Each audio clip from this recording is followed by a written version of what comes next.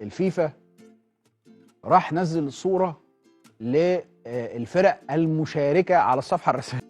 ده الكابتن حسن الرداد الشهير بحسين الشحات.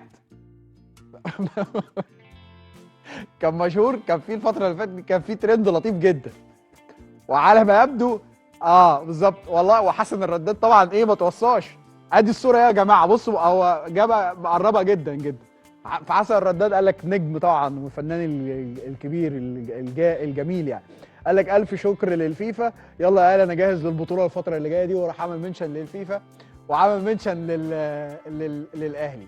كان في ترند الفتره اللي فاتت دي كده بيقول لك مين من اللعيبه قريب من النجوم لو يعني كده، فجابوا حسين الشحات. فحسين الشحات بقى مقرب من مين؟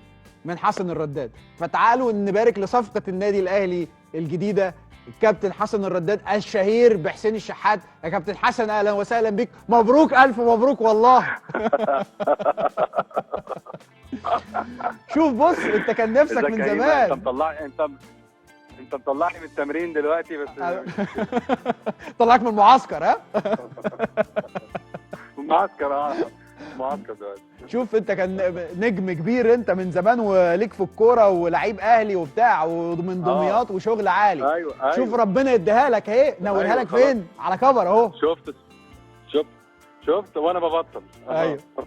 يا حسن انا سعيد الاول ان انت موجود معانا على الهوا. انت عارف ان انت من الناس القريبه جدا من قلبي يعني، وفنان ونجم كبير حبيبي ابراهيم. وقلت فرصه وانا قلت فرصه اسمع صوتك وامسي عليك وابارك لك.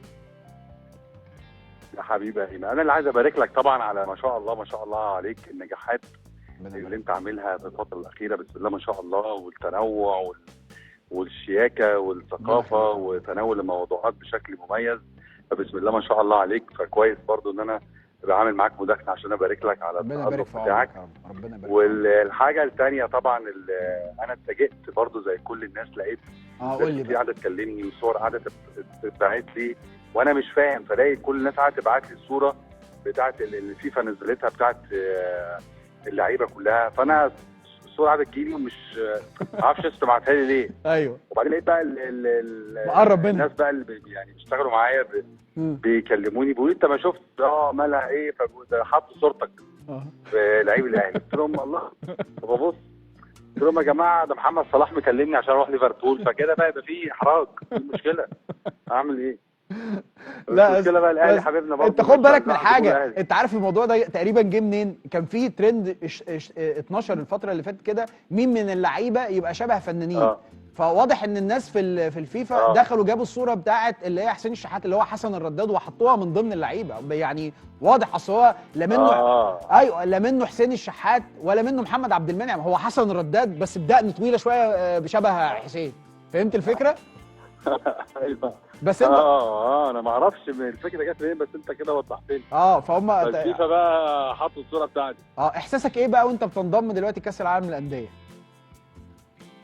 والله انا بس نفسي انتهز الفرصه واقول لكابتن حسام حسن يحط بقى بصه، يمكن ربنا يكرمني واطلع من المنتخب عشان ان شاء الله العب كاس العالم اللي جاي ان شاء الله. حسن انا عارف ان انت اهلاوي جامد، احساسك ايه الاهلي الفتره اللي فاتت ديت؟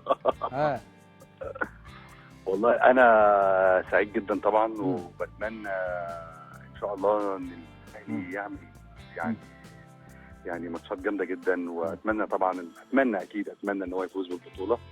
واحنا تقريبا اول ماتش هنلعب انتر ميامي، مش كده؟ ايوه يا بيه. فان شاء الله كده بعون الله ان شاء الله الاهلي وجمهوره نقدر ان احنا باذن الله نوقف ميسي ونعمل ماتشات جامده باذن الله، ويا رب ان شاء الله باذن الله نقدر ناخد البطوله ان شاء الله.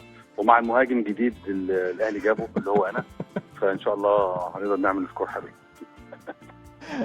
شد حيلك وبالتوفيق. بس انا مش هينفع اقفل معاك قبل ما اسالك ايه الجديد؟ اخبارنا ايه في رمضان؟ في حاجه في رمضان؟